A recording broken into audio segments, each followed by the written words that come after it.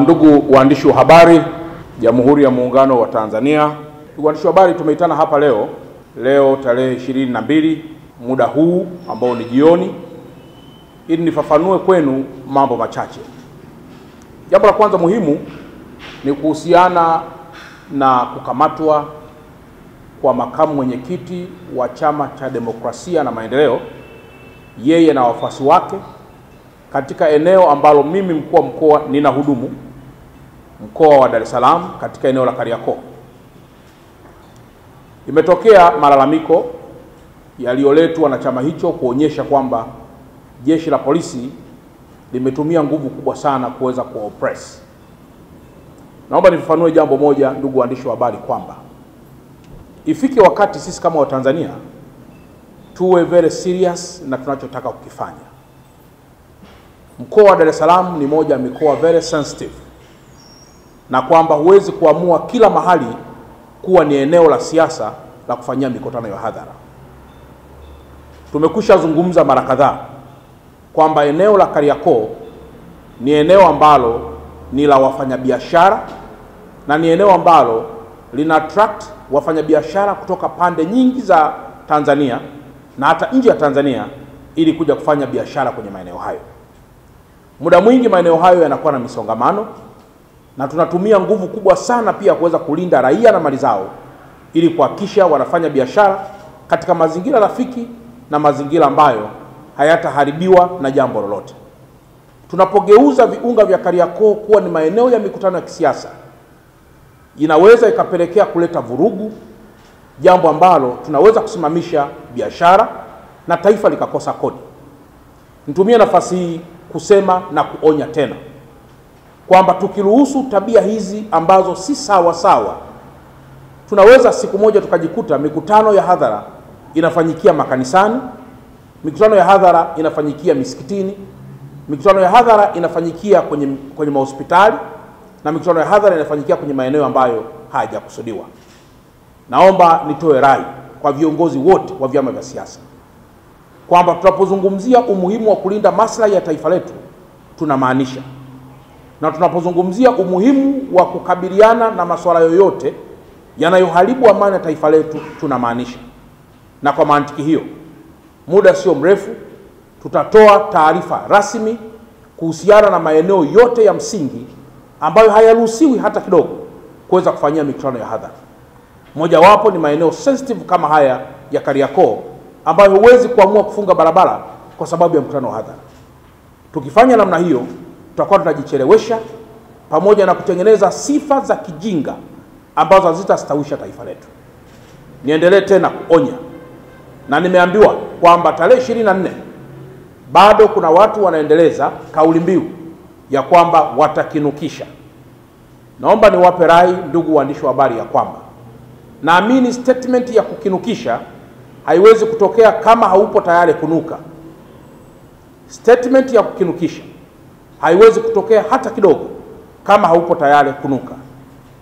Naomba niendelee kuonya baadhi ya Watanzania wachache ambao wamealikwa au kuja katika mkoa wa Dar es Salaam, na ambao wachache wamekwisha anza kufika na kulala kwenye baadhi ya mahoteli. Moto wa kisheria utashuka kwa nguvu zote dhidi ya wale wengi au wachache watakaodhamiria kuharibu hata kwa namna ndogo sana amani ambayo imekwisha jengwa ndani ya mkoa wa Dar es Salaam.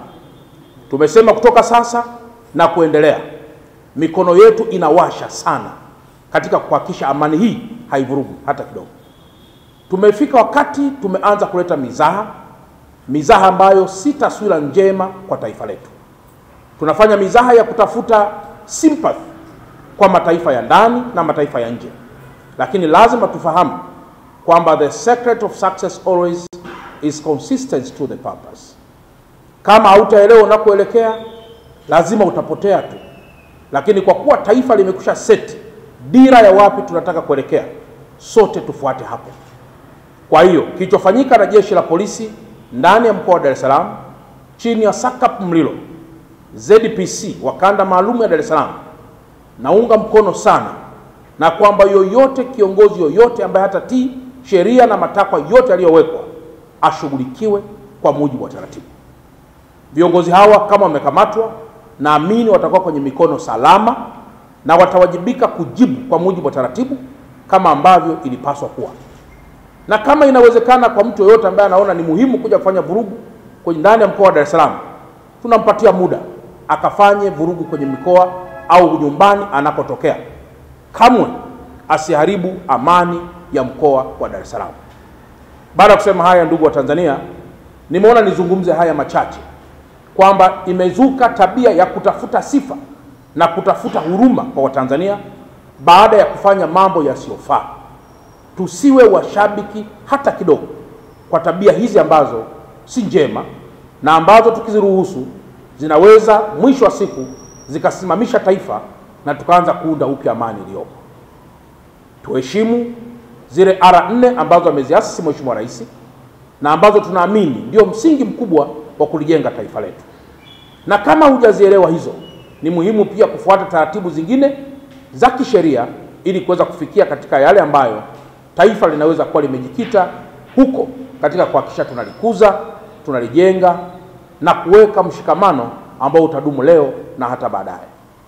Baada ya kusema haya, ndugu waandishi wa habari, mkawe mabalozi wazuri kwa watu wote kwamba huu sio wakati hata kidogo wa kuitana kutoka mahali mbali au kutoka sehemu zote za Tanzania ili kuzungumzia agenda ya kufanya vurugu au kuzungumzia agenda ambayo ni nje na agenda za kitaifa. Baada ya kusema haya, ndugu waandishi wa habari, nawashukuruni sana na asanteni sana, na kama kuna mtu ana swali basi karibuni sana. Asante. Mheshimiwa RC, kama nimekusikiliza vizuri, umesema muda si mrefu mtatoa taarifa kuhusu maeneo yote ambayo mnadhani hayawezi kufanya siasa. Ina maana mpaka sasa mlikuwa hamjatoa taarifa juu ya eneo la Kariakoo, na kama mlikuwa hamjatoa taarifa, ni kwa nini mmekwenda kuwakamata watu kwenda kufanya mkutano wakati mlikuwa hamjatoa taarifa? Ndugu waandishi wa habari, nafikiri nyie mnafahamu ya wazi kabisa kwamba ili uwe chama cha kisiasa zipo taratibu, zipo sheria, zipo kanuni ambazo unapaswa kuzifahamu hata bila mtu yoyote kukufafanulia. In order to be called a political party, there are some of the principles, some of the laws that you must be aware with before any person else to tell you, to narrate to you, or to promulgate or to gazette anywhere.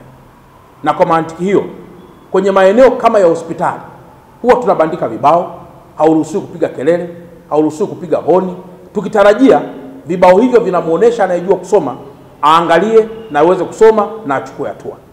Maeneo ya jeshi huwa tunabandika vibao, huruhusiwi kupiga kelele, huruhusiwi kutupa taka, pamoja na maeneo mengineyo. Eneo la Kariakoo, ndugu waandishi wa habari, kama mliona siku chache zilizopita, limekuwa ni eneo ambalo baadhi ya watu pia wanalalamikia kwamba limejaa sana. Kuna klipu nyingi zinaruka, na kwa mantikio tumeendelea kutumia nguvu nyingi kulinda rasilimali za watu na kulinda maisha ya watu wake. Napozungumzia kwamba tutatoa maeneo hayo, nazungumzia uradidi wa kutoa taarifa, repetitive, kwa maana ya kurudia tena kwa wale watu ambao hawana maarifa ya kufahamu kwamba yapo baadhi ya maeneo ambayo, kwa nini usiende Lugalo kufanya mkutano wa hadhara? Kwa nini usiweze kwenda hospitali ya Mwananyamala kufanya mkutano ya hadhara? Ni kwa sababu maeneo hayo ni protective, kwa maana kwamba si kila mmoja anaruhusiwa kuweza kufanya vurugu hapo, kwa kuwa yana jambo ambalo ndani ya taifa letu kuna interest kubwa ndani yake.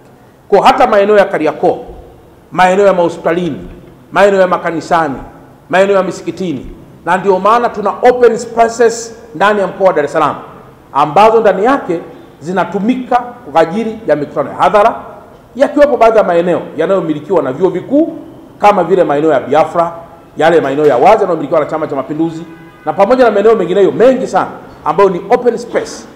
Maeneo hayo yako tayari kwa ajili ya kupokea wanaoomba maombi kwa ajili ya kufanya mikutano kwenye maeneo hayo, lakini si kwa maeneo mengineyo ambayo yana interest kubwa ya taifa letu.